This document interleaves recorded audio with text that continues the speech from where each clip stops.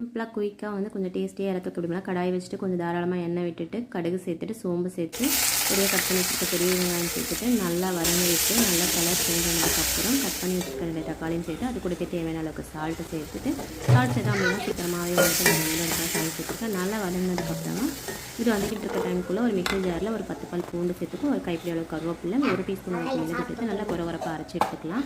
வதங்கிட்டு இருக்க வெங்காயம் தக்காளி இதையும் சேர்த்து கலர் கொஞ்சம் நல்லா சேஞ்ச் ஆகிற அளவுக்கு வதக்கிட்டு கட் பண்ணி வச்சுருக்கிற எல்லாவையும் நம்ம இது கூட சேர்த்துக்கலாம். ஒரு 1/4 டீஸ்பூன் அளவுக்கு மஞ்சள் தூள், காரத்துக்கு தகுந்த மாதிரி தனி மிளகாத்தூள் சேர்த்துட்டு கொஞ்சமாக குழம்பு மிளகாத்தூள் சேர்த்து நல்லா மூணையும் மிக்ஸ் பண்ணிக்கலாம். கரம் மசாலாவோ சிக்கன் மசாலாவோ ஆட் பண்ணிக்கலாம். எதுவுமே நான் விடலை, ஆனால் டேஸ்ட் சூப்பராக இருக்கும்.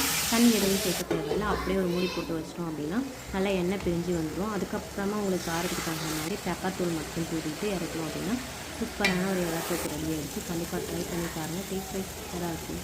தேங்க்ஸ் ஃபார் வாட்சிங்.